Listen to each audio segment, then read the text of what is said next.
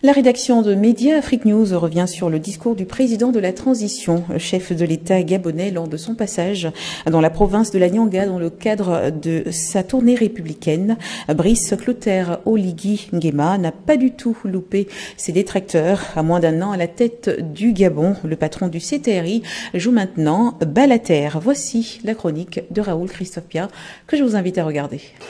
J'arrive, le pays est libre. Est-ce que j'étais mis en prison? Je lui ai dit, l'œil qui voit raconte ce qu'il a fait. Ce discours de Brice Clotaire Oligui Nguema, ce week-end dans la Nyanga, a encore donné des hémorroïdes à tous ses détracteurs. Le président de la transition n'est pas allé du dos de la cuillère pour rappeler aux ministres du PDG qui font beaucoup de bruit dans les médias, de parler avec des statistiques de leur propre bilan, de tout le temps qu'ils ont passé au gouvernement. Ils passent le temps à critiquer le CTRI, ils critiquent le dialogue national inclusif, ils critiquent les nominations, les grands travaux engagés. Mais quand on compare avec ce qu'ils ont fait pendant des années, il n'y a pas match, comme on dit au quartier, entre les deux bilans. Le Gabon d'hier, qui sombrait dans le mimétisme et dans les détournements, reflète aujourd'hui le visage d'un pays en voie de développement. Mais le CTRI est aujourd'hui la cible de toutes les attaques. Ça tire à boulet rouge partout. Et comme le dit la Bible, l'homme aura pour ennemi les membres de sa propre maison. Le président a demandé que faites-vous pour défendre votre propre bilan, puisque vous-même vous faites partie de cette transition. En s'adressant à ses collaborateurs, ses faux frères qui ne veulent pas assumer en public et dire à tous les Gabonais que le CTRI est la meilleure chose qui leur soit arrivée ces 50 dernières années. Même pas encore un an, les médias, les blogueurs, la société civile, les hommes politiques, tous arment leurs mitraillettes contre le CTRI, lui réclamant des comptes, alors que ça ne fait même pas encore un an qu'ils ont décidé de prendre les choses en main. Qui peut oser lever la main aujourd'hui qu'il n'y a pas eu du changement? Il faut savoir reconnaître quand c'est bien. Tout n'est pas parfait, mais c'est mieux que hier. Les faits parlent d'eux-mêmes. Je fais avec tout le monde. Ceux qui peuvent m'accompagner avec le bon cœur, ils m'accompagnent. Ceux qui ne peuvent pas m'accompagner aussi, je dis ce n'est pas grave. Mais on va réussir avec ceux qui sont là.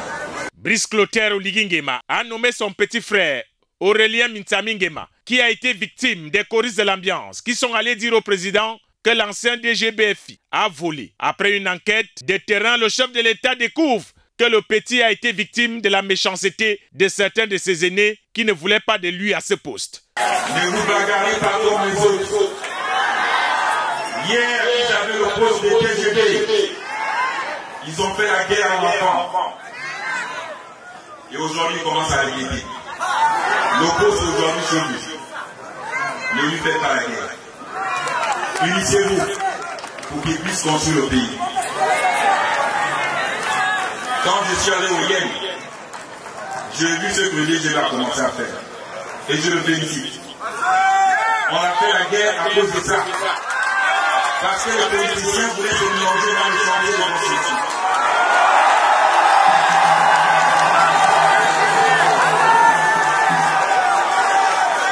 Et quand je dis, à la fin, on ne sait pas ce qu'on veut. Vous avez un jeune qui commence à vous construire au Yémen, qui vous lance les chantiers, mais vous le faites la guerre. Et aujourd'hui, on enlève.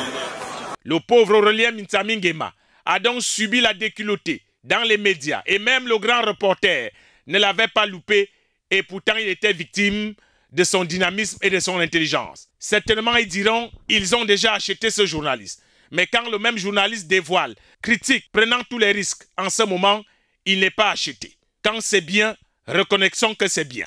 Parce qu'on a tous suivi ce qui se disait sur le petit Aurélien Mintami Nguema. On est allé dire à son grand frère qu'il prend le petit déjeuner au Colisée, qu'il mange midi aux Champs-Élysées, distribue les marchés publics à ses amis au rez-de-chaussée et qu'il voyage chaque week-end en jet privé avec quelques brunes élancées.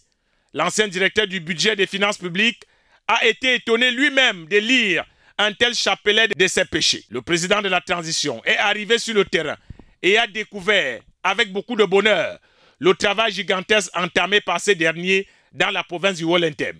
Le roi des chantiers a redonné un visage éclairé et lumineux à cette province. L'entreprise BTP gabonaise, qui donne de l'emploi aux Gabonais, a elle aussi été conduite à l'abattoir. Heureusement que la vérité, comme les fesses, on finit toujours par s'asseoir dessus. Voilà donc le roi des chantiers qui a été félicité publiquement et encouragé par le patron du CTRI de poursuivre sur la même lancée. L'actuel locataire, Brice Clotaire, du palais du bord de mer de Libreville, n'a-t-il pas montré à tout le monde qu'il est un chef impartial, malgré le tissu de mensonges sur les prétendus détournements d'Aurélien Mintami Nguema? Il a fini par l'envoyer lire l'heure au quartier. Et quand on dit en Afrique que les jeunes meurent vite parce qu'ils pensent que la sorcellerie est un jeu, et que les vieux ne vieillissent pas normalement parce qu'ils passent leur temps dans les bruits, ils sortent en boîte de nuit après minuit et se plaignent qu'ils sont dans les ennuis.